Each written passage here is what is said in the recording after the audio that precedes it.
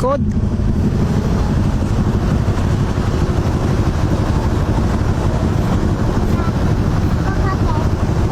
Bakit Makati?